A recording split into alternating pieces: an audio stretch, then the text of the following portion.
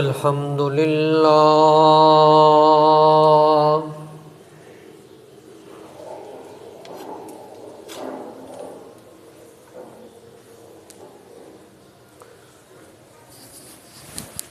الحمد لله وكفى والصلاة والسلام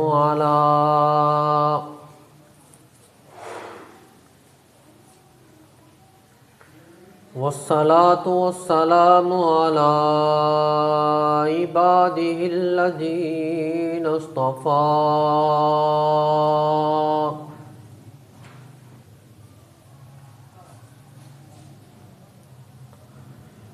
أما بعد فأعوذ بالله من الشيطان الرجيم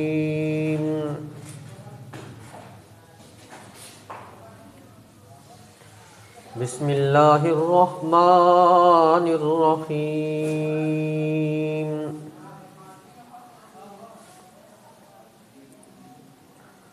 وما أرسلناك إلا رحمة للعالمين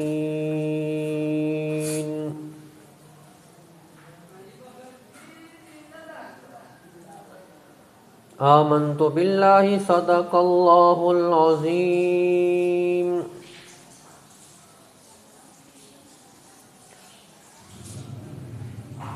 وبلغنا رسوله النبي الكريم ونحن على ذلك لمن الشاهدين والشاكرين والحمد لله رب العالمين.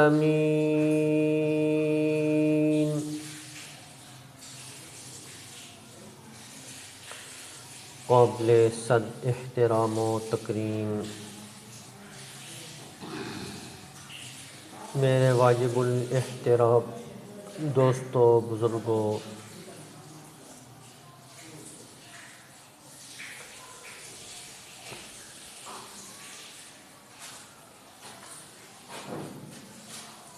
آپ حضرات کے سامنے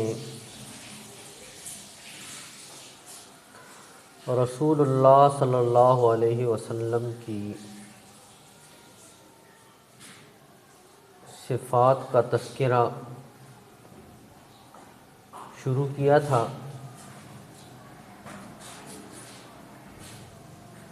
آپ صلی اللہ علیہ وسلم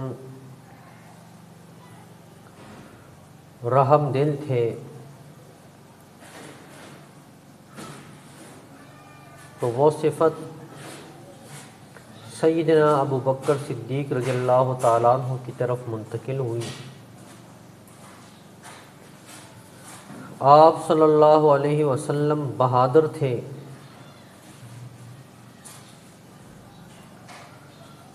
تو یہ صفت سیدنا عمر رضی اللہ تعالیٰ عنہ کی طرف منتقل ہوئی.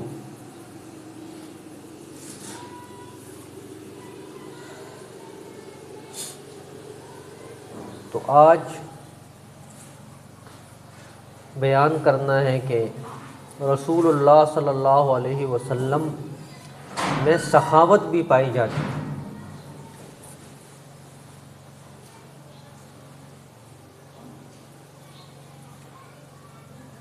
آپ صلی اللہ علیہ وسلم جیسا سخی کوئی نہیں تھا. خود گھر میں فاقے ہوتے تھے،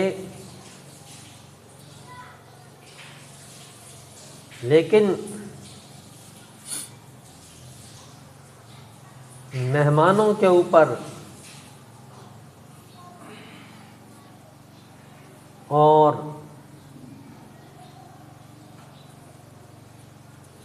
اپنے کنبے اور قبیلے پر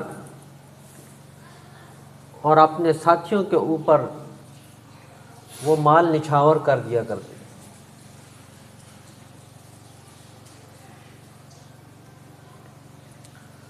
حضرت ثعلبہ رضی اللہ تعالیٰ عنہ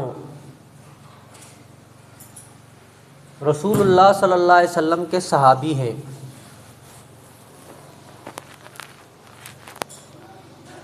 وہ ساری نمازوں میں رسول اللہ صلی اللہ علیہ وسلم کے پیچھے ہوتے تھے اور نماز پڑھ کے صحابہ کے ساتھ جایا کرتے تھے۔ مغرب کی نماز میں وہ سلام پھرتے ہی دوڑ پڑتے۔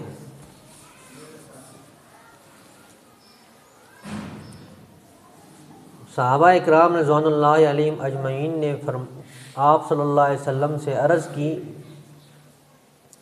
یا رسول اللہ سالبہ فجر میں بھی ہمارے ساتھ ہوتا ہے، ظہر میں بھی ہمارے ساتھ ہوتا ہے، عصر میں بھی ہمارے ساتھ ہوتا ہے، عشاء میں بھی ہمارے ساتھ ہوتا ہے، مغرب کا جو ہی سلام پھرتا ہے یہ بھاگ جاتا ہے۔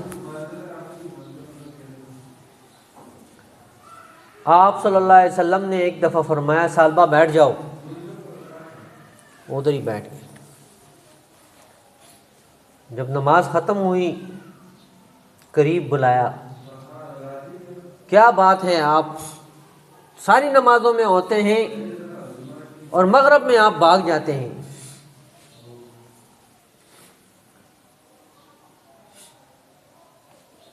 تو انہوں نے کہا یا رسول اللہ اگر بتاؤں تو اللہ کا شکوہ ہوتا ہے اور نہ بتاؤں تو آپ کا حکم ٹوٹتا ہے۔ آپ صلی اللہ علیہ وسلم نے فرمایا کہ بتاؤ۔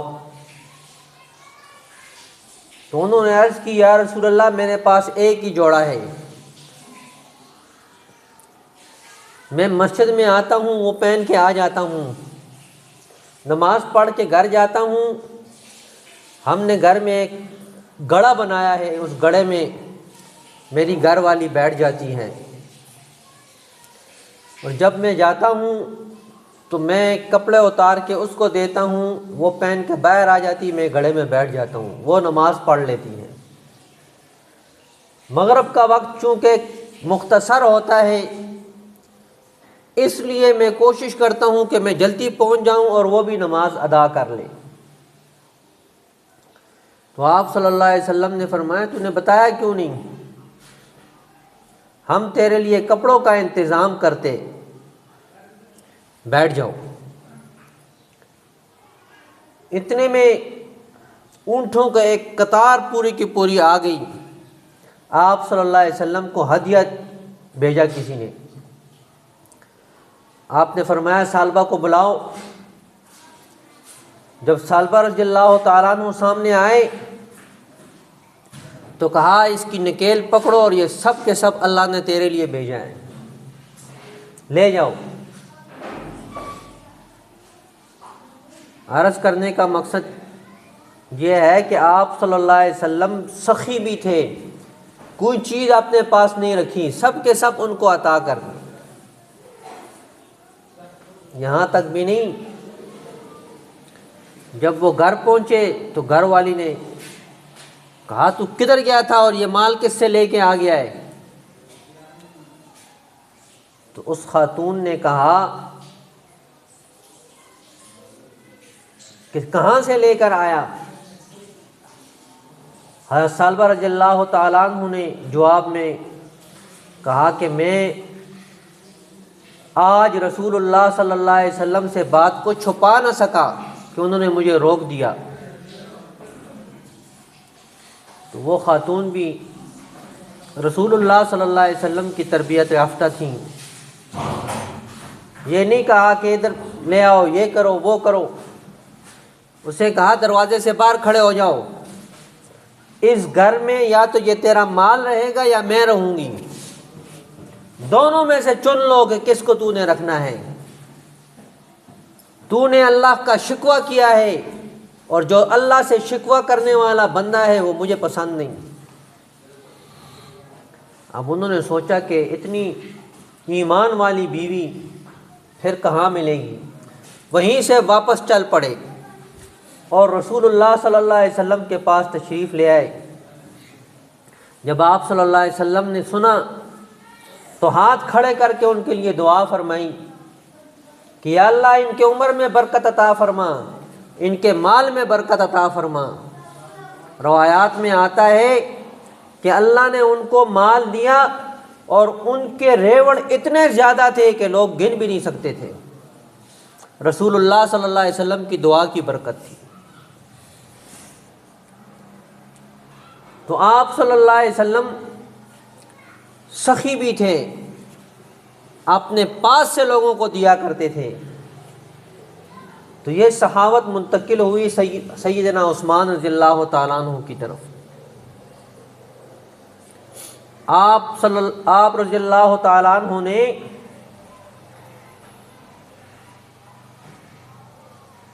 سب کو دیا۔ ایک شخص آیا رسول اللہ صلی اللہ علیہ وسلم کے پاس، عرض کی یا رسول اللہ میں بڑا مجبور ہوں، مجھے کچھ دیجیے۔ انہوں نے کہا جاؤ عثمان کے پاس اور میرا اسے بتانا۔ جب وہ شخص آیا تو حضرت عثمان رضی اللہ تعالیٰ عنہ اپنی بیوی سے فرما رہے تھے کہ رات کو تو نے دیے میں بتی موٹی ڈالی تھی جس سے گھی زیادہ جلا ہے، تھوڑا احتیاط کیا کرو۔ وہ شخص کہنے لگا کہ جو شخص دیے میں بتی کے اوپر لڑ رہا ہے وہ مجھے کیا دے گا؟ لیکن رسول اللہ کا حکم تھا۔ اس نے دروازہ کھٹکھٹایا، حضرت عثمان رضی اللہ تعالیٰ عنہ باہر تشریف لائے۔ اس نے بتایا ایسے میں مالی طور پر کمزور ہوں اور رسول اللہ صلی اللہ علیہ وسلم نے آپ کی طرف بھیجا ہے۔ وہ اندر گئے اور اشرفیوں کی تھیلی بھر کے اس کو پکڑا دی۔ اب وہ حیران اشرفیوں کو دیکھتا ہے اور حضرت عثمان رضی اللہ تعالیٰ عنہ کو دیکھتا ہے۔ تو انہوں نے پوچھا کیا بات ہے؟ کہا میں ابھی آپ کی گفتگو سن رہا تھا کہ آپ بتی کے اوپر لڑ رہے تھے اور میرے اوپر اتنی نوازشات، یہ سمجھ نہیں آ رہی۔ تو حضرت عثمان رضی اللہ تعالیٰ عنہ نے جواب دیا کہ وہ میرا اپنا ذاتی معاملہ ہے، وہ میں اپنی ذات کے اوپر خرچ کر رہا ہوں، اس لیے پھونک پھونک کر خرچ کرتا ہوں، کیونکہ مجھے اس کا حساب دینا ہے، قیامت کے دن مجھے اس کا حساب دینا ہے۔ اور یہ تیرے ہاتھوں میں، یہ تجھے نہیں دے رہا، یہ تو اللہ کو دے رہا ہوں، اللہ سے کون حساب کرتا ہے؟ یہ تو اللہ کو دے رہا ہوں، اس کا مجھے اللہ بدلہ عطا فرمائے گا۔ یہ تھی سخاوت سیدنا عثمان رضی اللہ تعالیٰ عنہ کی۔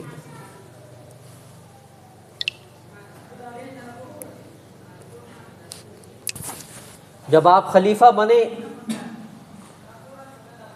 تو آپ تجارت کیا کرتے تھے، کات پڑا ہوا تھا مدینے میں، تاجر سارے کے سارے آ گئے جی ہم آپ کو آپ کے مال کا 1 گنا زیادہ دیں گے، آپ یہ سارا کا سارا مال ہمیں دے دو۔ حضرت عثمان رضی اللہ تعالیٰ عنہ نے فرمایا مجھے تو اس سے بھی زیادہ ملتا ہے۔ تاجروں نے کہا ہم 2 حصے دیتے ہیں، ہمیں دے دو۔ کہا اس سے بھی مجھے زیادہ ملتا ہے۔ تو جو سب سے بڑا تاجر تھا اس نے کہا مجھے دے دو، میں اس سے بھی زیادہ دوں گا۔ کہا مجھے اس سے بھی زیادہ ملتا ہے۔ انہوں نے کہا یہ کون سا تاجر ہے جو ہم سے بھی مالدار ہے اور ہمیں پتہ نہیں؟ کہا ہاں ایک تاجر ایسا ہے کہ مجھے وہ 10 گنا اس سے دے گا، اور اعلان کر دیا کہ جتنا میرا مال ہے ابھی اونٹوں پر تھا، کہا یہ سب کے سب میں صدقہ کرتا ہوں مدینے کے فقراء پر، سب میں تقسیم کر دو۔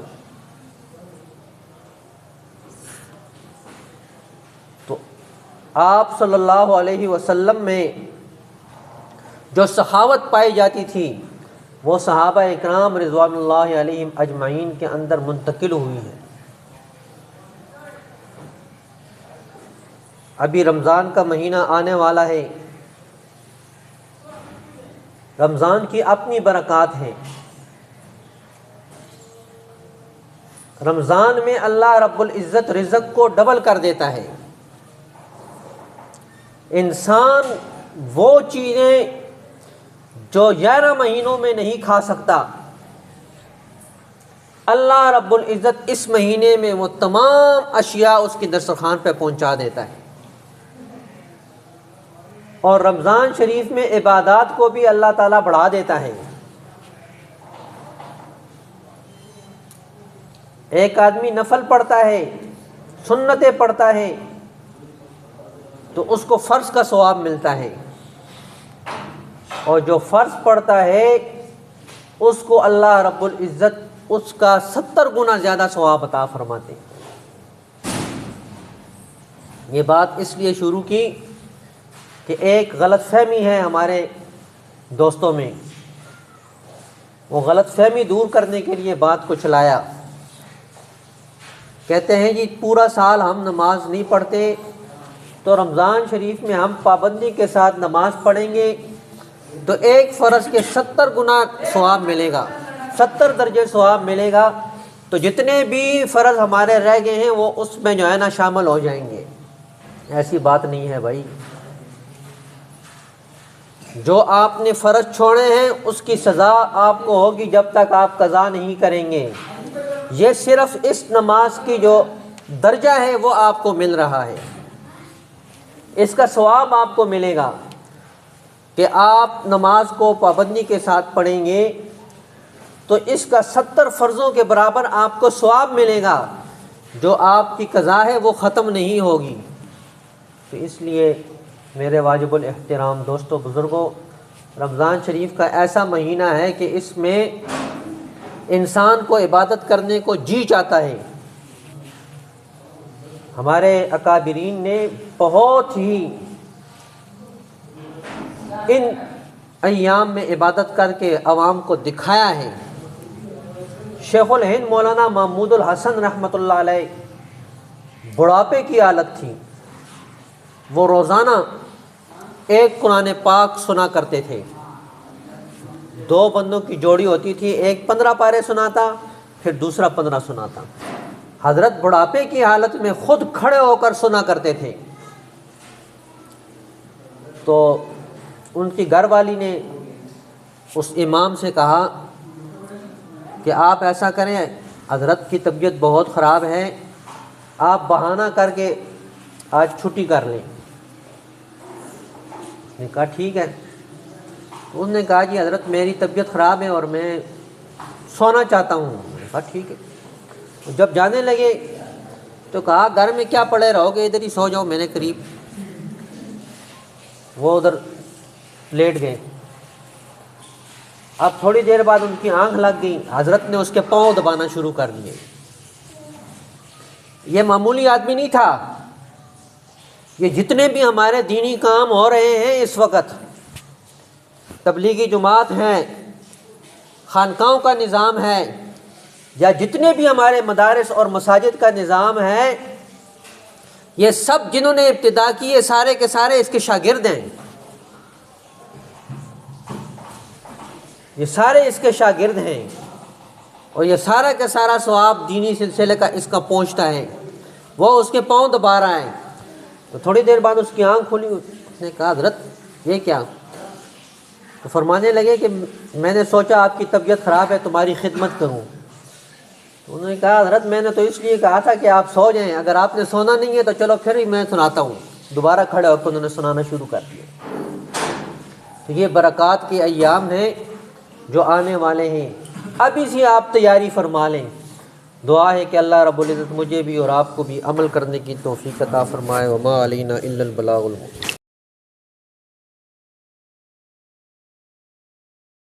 اللہ اکبر اللہ اکبر اللہ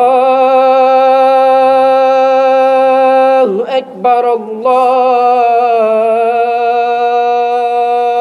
اکبر اشہد ان لا الہ الا اللہ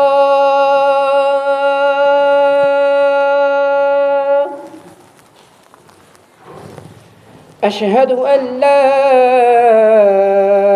الہ الا اللہ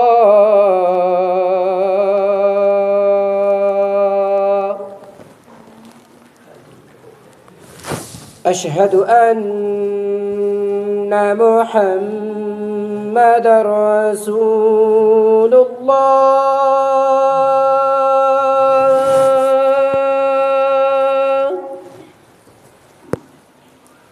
أشهد أن محمد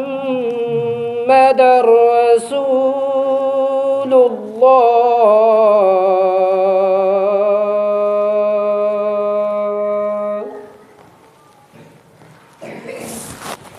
حي على الصلاة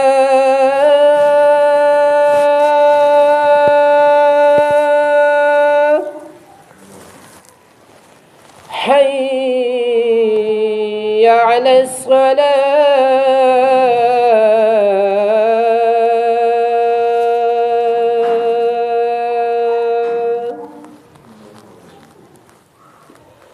حي على الفلاح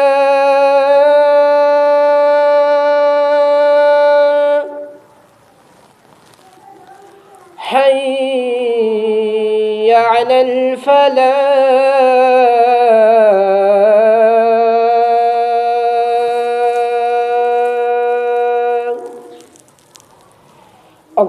الله أكبر الله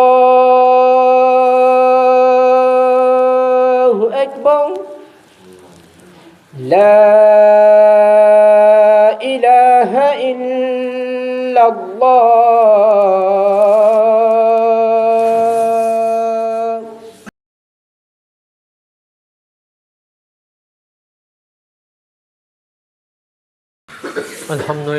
الحمد لله وكفى والصلاة والسلام على من لا نبي بعده أرسله بالحق بشيرا ونذيرا وداعيا إلى الله بإذنه وسراجا منيرا محمد رسول الله والذين معه أشداء على الكفار رحماء بينهم تراهم ركعا سجدا يبتغون فضلا من الله ورضوانا سيماهم في وجوههم من أثر السجود ذلك مثلهم في التوراة ومثلهم في الإنجيل كزرع أخرج شطأه فآزره فاستغلظ فاستوى على سوقه يعجب الزراع ليغيظ بهم الكفار وعد الله الذين آمنوا وعملوا الصالحات منهم مغفرة وأجرا عظيما أما بعد فأعوذ بالله من الشيطان الرجيم بسم الله الرحمن الرحيم إنا أعطيناك الكوثر فصل لربك وانحر إن شانئك هو الأبتر وقال ربكم ادعوني يستجب لكم إن الذين يستكبرون عن عبادتي سيدخلون جهنم داخرين بارك الله لنا ولكم في القرآن المجيد إنه تعالى جواد كريم ملك بر رؤوف رحيم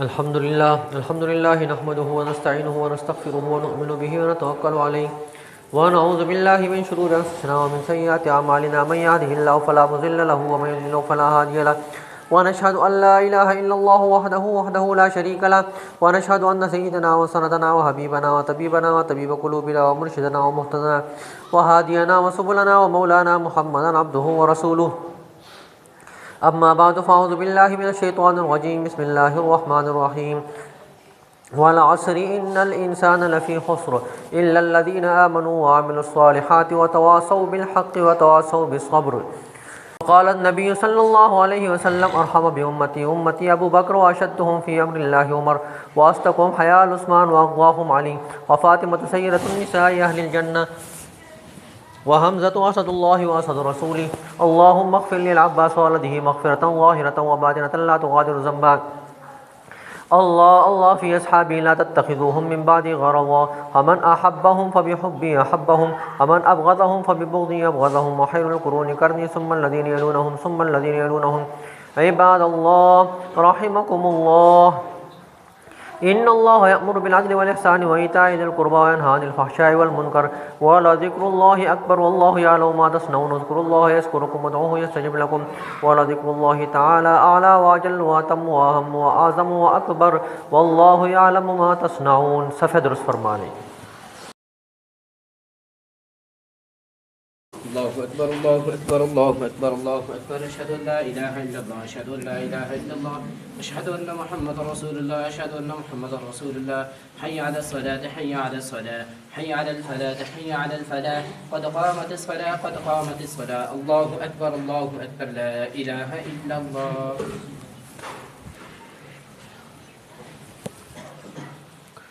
الله أكبر.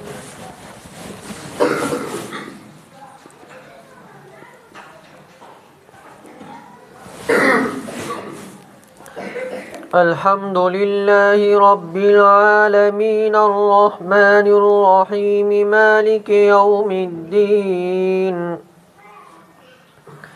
إياك نعبد وإياك نستعين اهدنا الصراط المستقيم صراط الذين أنعمت عليهم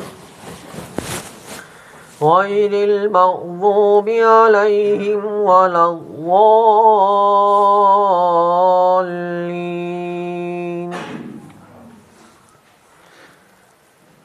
لإيلاف قريش إيلافهم رحلة الشتاء والصيف فليعبدوا رب هذا البيت الذي أطعمهم من جوع وآمنهم من خوف. الله أكبر.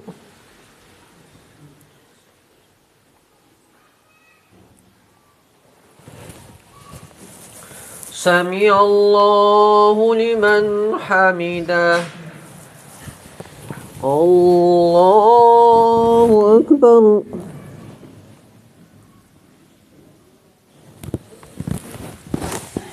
الله أكبر.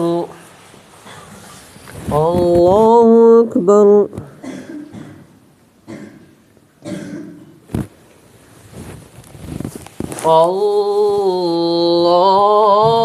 الله أكبر. الحمد لله رب العالمين الرحمن الرحيم مالك يوم الدين إياك نعبد وإياك نستعين اهدنا الصراط المستقيم صراط الذين أنعمت عليهم غير المغضوب عليهم ولا الضالين.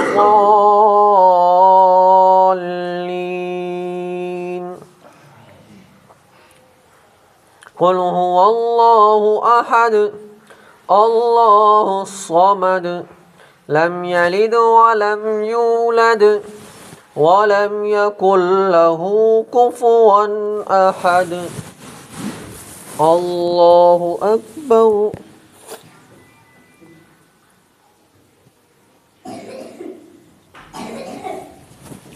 سمع الله لمن حمده. الله أكبر.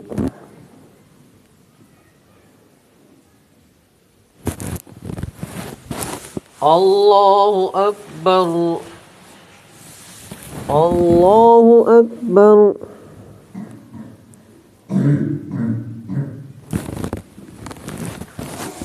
الله أكبر.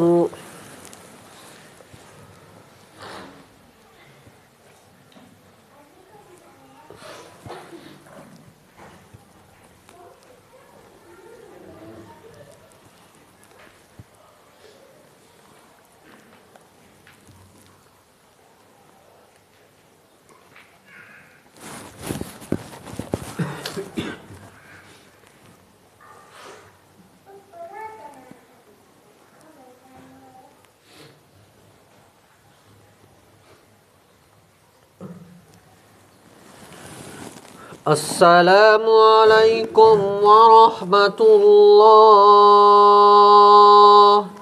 السلام علیکم ورحمۃ اللہ.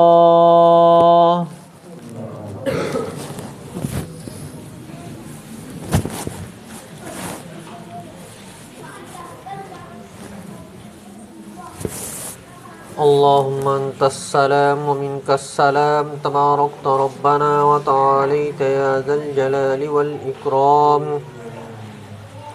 یا الہ العالمین، آدم علیہ السلام سے لے کر آج تک جتنے مسلمان دنیا سے رخصت ہو چکے ہیں سب کی بخشش فرما، سب کے درجات کو بلند فرما، سب کی قبروں کو یا الہ العالمین تو منور فرما. یا الہ العالمین، جتنے بھی مسلمان روحانی جسمانی بیمار ہیں سب کو شفائے کاملہ عاجلہ مستمرہ عطا فرما. علماء حق کی حفاظت فرما، دینی مدارس کی، مساجد کی یا الہ العالمین، مراکز کی، خانقاہوں کی یا اللہ تو حفاظت فرما. یا الہ العالمین، ہم سب کو دین پر چلنے کی توفیق عطا فرما، دینداروں کے ساتھ وابستہ رہنے کی توفیق عطا فرما. حاسدین کے حسد سے، شاررین کے شر سے، منافقین کی منافقت سے یا الہ العالمین ہمیں محفوظ فرما. یا الہ العالمین، مرتے دم تک دین پر استقامت نصیب فرما. جب موت کا وقت آئے تو زبانوں پر کلمہ طیبہ لا الہ الا اللہ محمد الرسول اللہ جاری فرما. صلی اللہ تعالیٰ علی خیر خلقہ محمد و آلہ